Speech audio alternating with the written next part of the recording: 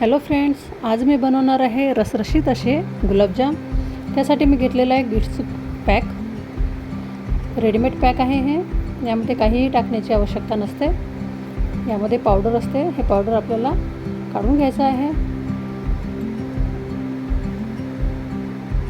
आणि यामध्ये आपल्याला फक्त दूध वापरायचं आहे।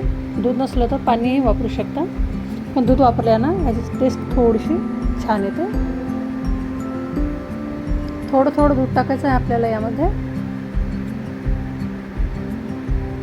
थोडं थोडं दूध करून यामध्ये टाकून घ्यायचं आहे आणि याचा छान असा सॉफ्ट असा गोळा बनवून घ्यायचा आहे। हे बघा,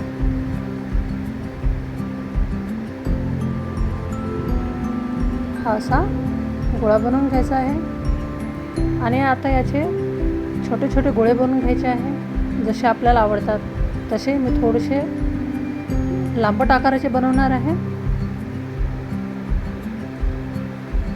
थोडेसे लांबट आकाराचे बनवायचे आहे असे।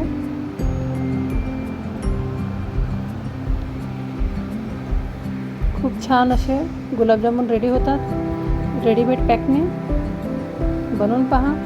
यामध्ये कुठलाही गुठळा राहत नाही किंवा जेव्हा गुलाबजामुन बनवतो आपण तेव्हा आतमधून कच्चे राहत नाही। सर्व व्हिडिओ व्यवस्थित आणि स्किप न करता पहा।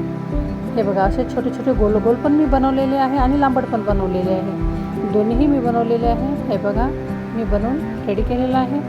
आता मी कढईमध्ये तेल गरम करायला ठेवलेलं आहे आणि याची फ्लेम नेहमी स्लो असली पाहिजे, कारण स्लो फ्लेमवरच गुलाबजामुन आपले आतपर्यंत छान असे फुलतील आणि फुगतील।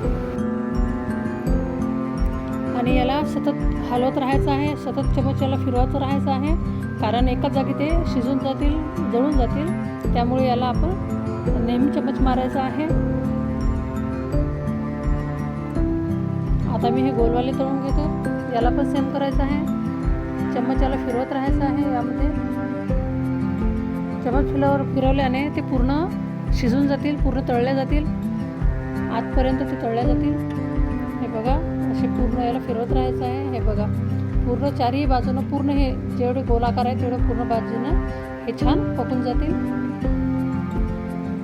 आता मी हे चाचणीमध्ये टाकते।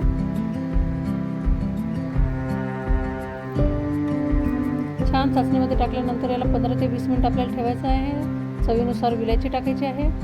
हे बघा, आपले दोन्ही प्रकारचे गुलाबजामुन तयार आहेत। व्हिडिओ जर आवडला असेल तर चॅनलला लाईक आणि सबस्क्राईब करायला विसरू नका।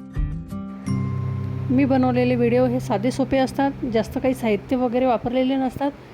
म्हणून जर तुम्हाला आवडत असेल माझे व्हिडिओ तर चॅनलला सबस्क्राईब करा, म्हणजे माझे सर्व व्हिडिओ तुमच्यापर्यंत पोहोचतील।